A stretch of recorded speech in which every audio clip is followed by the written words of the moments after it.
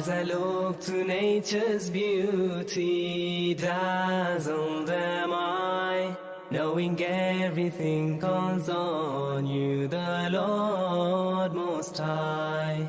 الله الذي يهدينا جميعا الله الذي نعتز به جميعا أعوذ بالله السميع العليم من الشيطان الرجيم من همزه ونفخه ونفسه بسم الله الرحمن الرحيم الحمد لله رب العالمين والصلاة والسلام على شرف الأنبياء والمرسلين سيدنا ونبينا محمد وعلى آله وصحبه أجمعين. Assalamualaikum warahmatullahi taala wabarakatuh. Khabar para jemaah semuanya. Alhamdulillah, syukur kita kepada Allah diberi kata kesempatan, kesihatan dapat kita bertemu di ruangan dan kesempatan ini. Dan insya-Allah tuan-tuan puan-puan sekalian, pada kesempatan ini saya ingin berkongsi sama satu lagi kata hikmah daripada Syekh Ibn Athaillah As-Sakandari dalam kitab hikamnya di mana beliau mengatakan rubbama kunta musian fa'arakal ihsana minka suhbataka ila man huwa aswa'u halan minka. Begini ya, dikatakan begini. Kemungkinan engkau berbuat kejahatan, itu buat dosa lah ya. Maka dinampakkan kepada orang yang jauh lebih rendah akhlaknya, imannya daripada kamu sebagai kebaikan oleh kerana persahabatanmu.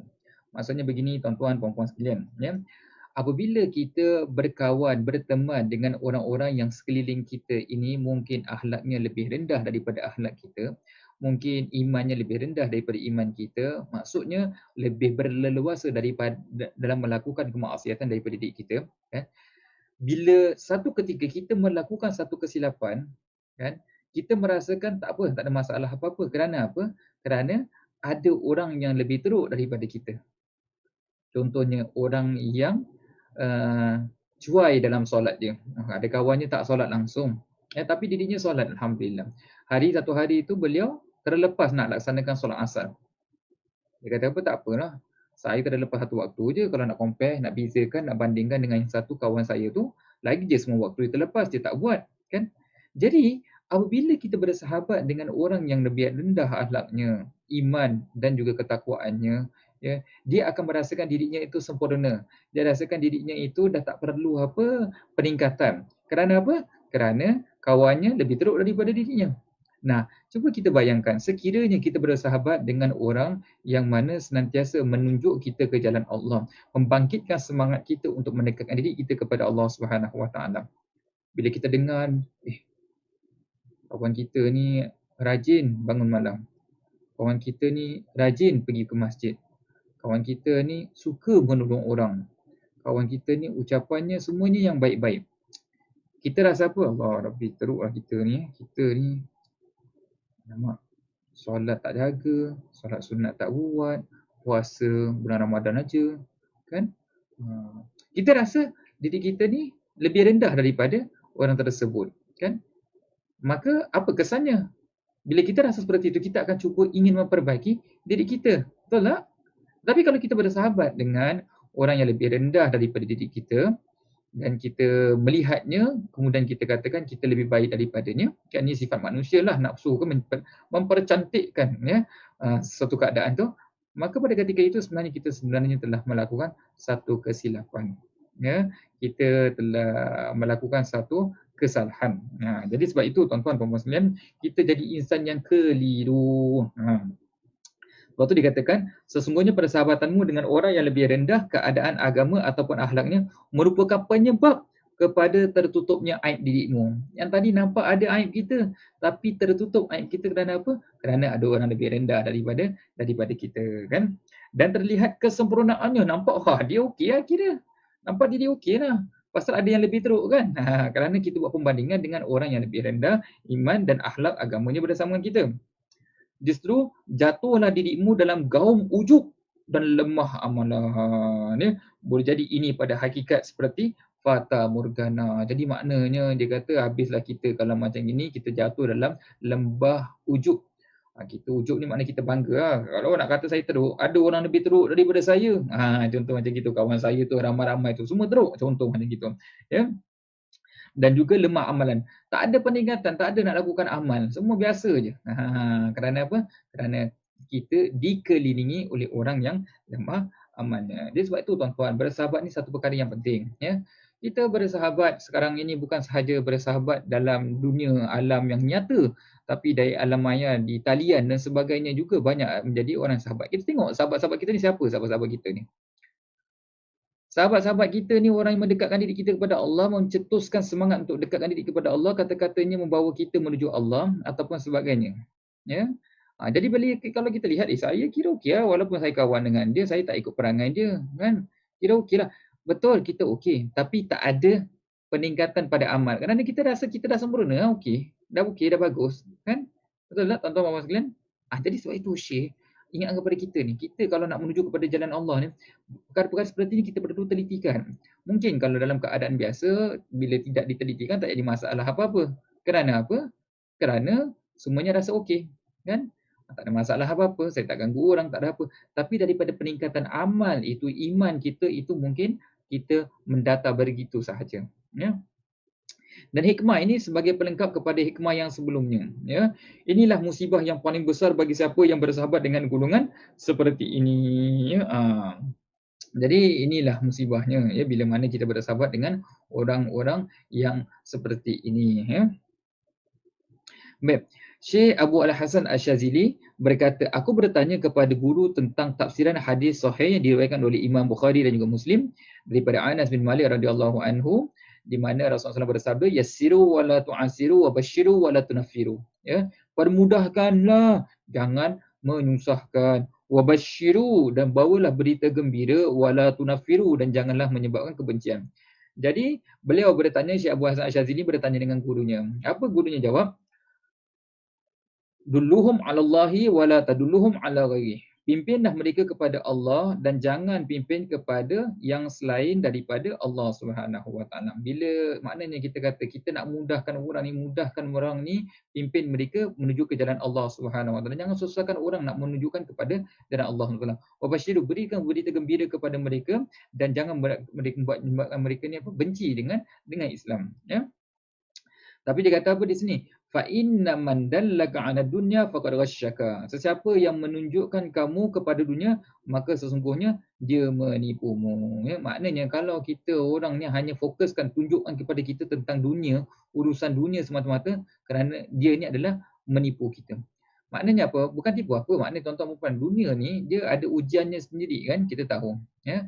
Bila mana telah terbentang di hadapan mata kita, kita dah terlihat tentang kekurangan yang ada dekat dunia ini kan, baru kita sedar rupanya kita selama ini hanya dipermainkan, diperhiaskan, dipercantikkan sahaja. Kerana dunia ini tidak ada yang kekal di dunia ini, semuanya hanyalah bersifat sementara dan kita gunakan dunia ini untuk manfaatkan akhirat kita. Bukan kita buang dunia, tapi kita manfaatkan dunia kita untuk akhirat kita. Tapi kalau orang itu menunjukkan kita tentang urusan dunia sahaja, hanya menyuruh kita untuk fokus tentang dunia, bekerja, ya, cari duit, tanpa memberikan kesedaran kepada kita bahawa kita dunia ni hanya untuk kita bercocok tanam, kita tak kekal selamanya, kita akan berpindah ke alam akhirat dan alam akhirat itu lebih kekal abadi, maka sebenarnya dia sedang menipu kita, ya. Ramai orang kena tipu, ya, dalam urusannya berkaitan dengan dunia ini. Dan sesiapa yang menunjukkanmu untuk bekerja, maka sesungguhnya dia meletihkan kamu. Ni macam tadi kita katakan, ya, bila tunjukkan pasal kerja, ya, hanya buat kerja ni nanti dapat ni, buat ni. Jadi kita 24 jam ni, masa kita ni hanya dipenuhi dengan pekerjaan. Ada tak masa untuk kita mengabdikan diri kita kepada Allah? Berapa peratus tu? 1/3 dah digunakan untuk tidur, betul tak? 8 jam untuk tidur contohnya kita katakan. Kan 24 jam, 8 jam untuk tidur kan? Dah tinggal apa? Tinggal 16 jam. 16 jam tu untuk makan, 16 jam tu untuk kerja. Kerja dah berapa jam dah? Biasa 8 9 jam dah. Dah tinggal apa? Tinggal 7 jam. Tinggal 7 jam tu buat apa? Tinggal 7 jam tu kadang-kadang nak jaga keluarga, ada orang ditambah lagi dengan kerja. Jadi yang tinggal untuk kita beribadah kepada Allah tu mungkin kurang daripada 30 minit. Subhanallah. Padahal kita diciptakan untuk apa? Untuk menjadi hamba kepada Allah Subhanahu Wa Taala, mengabdikan diri kita kepada Allah Subhanahu Wa Taala. Tetapi kita menjadi hamba kepada dunia, wa yazubillah summa na'udzubillah. Sebab itu tuan-tuan dan puan sekalian, kerja ni bukan tak boleh, boleh. Tapi kerja ni bila kita niatkan untuk beribadah, jadi ibadah. Maknanya bukan sekadar kerja sahaja kita habiskan masa kita 9 jam tiap-tiap hari tapi tak ada apa-apa. Tapi kalau kita niatkan beribadah, maknanya bila saya buat kerja ni, kita kerja ni kerana Allah perintahkan untuk kita berusaha, untuk memberi nafkah kepada keluarga, untuk membantu keluarga kita, untuk dapat kita melakukan infak, sedekah dan seumpama dengannya. Kerja yang kita lakukan itu dikira sebagai satu ibadah. Jadi ingat di sini tuan-tuan, ya, kalau kita fokus hanya kepada kerja tanpa kita lihat benda itu merupakan perintah Allah untuk kita mengabdikan diri kita kepada Allah, maka kita termasuklah orang yang merugi. Dan siapa yang menunjukkan kamu jalan menuju Allah, maka sungguhnya dia menasihatimu. Jadi kalau orang tu senantiasa ingat kepada kita, kamu nak kerja ni, okey, kerja kat sini kira okey. InsyaAllah bebas, kalau waktu nak solat, kamu solat seadanya, kan? Lepas tu boleh sambung kerja lagi. Ya, kita kerja baik, kerja jadi pekerja yang baik, insyaAllah Allah bukakan jalan untuk kita jaga ibadah kita. Contoh macam itu, kan? Kamu kerja dekat sini, insyaAllah kerja dekat sini ni baik, ya, kamu dapat jaga agama kamu dan yang seumpama dengannya. Tapi benda-benda perkara-perkara seperti ni sebenarnya balik kepada diri kita lah, ya. Sejauh mana kita sedar bahawasanya kita adalah hamba Allah. Ada orang dia menggunakan agama untuk kepentingan dirinya sendiri. Oh, kerja ni tak nak lah, tak boleh solat, tak boleh apa. Tapi padahal waktu biasa tak solat. Ini salah. Ini menggunakan nama agama kemudian bermalasan. Saya bukan tak nak kerja, saya nak kerja, tapi tempat kerja ni ada benda-benda yang haram, jadi saya tak nak lah, saya tak nak buat. Tapi padahal, ya, dalam keadaan-keadaan lain dia bergelumbang dengan perkara-perkara yang haram, kan? Jadi kat sini ni tak ada kejujuran dalam hati kita. Tapi yang saya cakap ni adalah bila mana kita ada kejujuran dalam diri hati kita, dan Allah tu Tuhan yang Maha mengetahui, walaupun tak lafazkan, tak zahirkan, tapi dalam hati kita itu Allah tetap mengetahui apa yang terkandung dalam diri kita. Dan sebab itulah Allah SWT akan membantu hamba-Nya selagi mana kita mulakan pekerjaan kita dengan niat yang betul, ya. Boleh tuan-tuan sekalian? Jadi tuan-tuan puan-puan sekalian, di dunia ini terlalu ramai di kalangan orang Islam yang suka bersahabat dengan orang yang lebih rendah amalannya, akhlak dan ilmu daripada sehingga membuatkan mereka berasa lebih baik daripada mereka itu tanpa perlu memperbaiki kelemahan mereka itu. Jadi ramai orang Islam ni kita bergaul dengan orang-orang sekeliling yang mungkin akhlaknya kurang baik dengan kita. Ya, maknanya daripada segi, kita bukan menghukum orang, ya, tetapi maknanya daripada segi luarannya, daripada segi pergaulan, percakapan, kan, amalan fizikal, ya, kadang-kadang bila lebih rendah orang tu dibandingkan kita, kita akan lihat diri kita sempurna. Dekat situlah kita telah melakukan kekeliruan. Tapi bila kita bersahabat dengan orang yang mana akhlaknya baik, akhlaknya terpuji, amalannya banyak dan sebagainya, kita akan rasa kita ni kerdil dan kita akan cuba memperbaiki amalan kita. Kalau tidak, amalan kita hanya mendatar begitu sahaja. Sebab itu Nabi SAW ajarkan kepada kita untuk kita memilih kawan, ya, memilih kawan yang baik. Kerana kawan ini banyak mempengaruhi diri kita. Jadi tuan-tuan dan puan-puan sekalian, ya, apa yang dapat kita pelajari daripada perkongsian kita pada kesempatan ini tuan-tuan, ya, boleh jadi kita ada melakukan kekeliruan.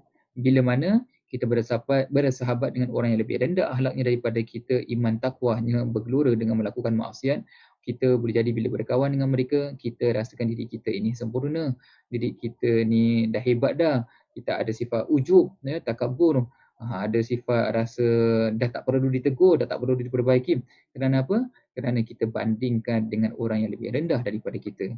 Namun, jika kita bandingkan bersama dengan orang yang lebih hebat akhlaknya daripada kita, yang lebih banyak amalnya, kita akan rasa subhanallah, rupanya amal yang kita lakukan ni sangatlah sikit.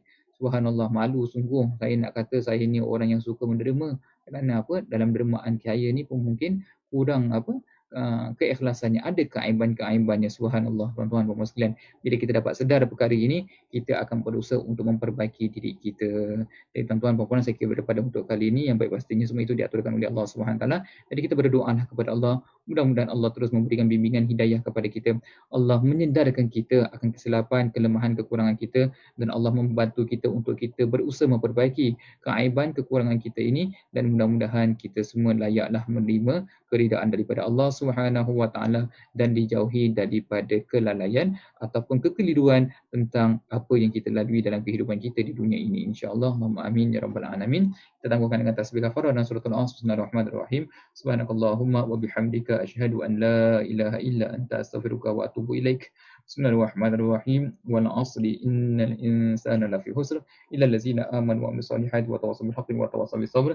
Baiklah, terima kasih banyak-banyak tuan-tuan. Jika Allah izinkan kita ketemu lagi di kesempatan yang lain. Sekian. Assalamualaikum warahmatullahi taala wabarakatuh.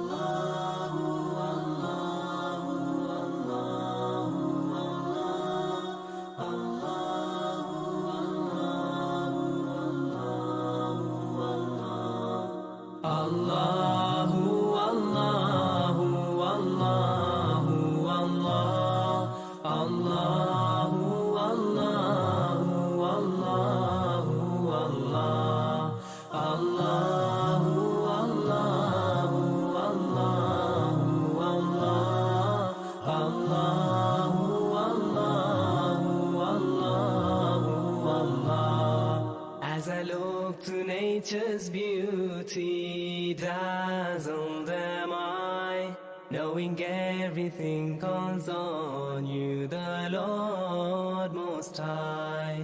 الله الذي يهدينا جميعا الله الذي نعتز به جميعا الله الله الله الله الله الله الله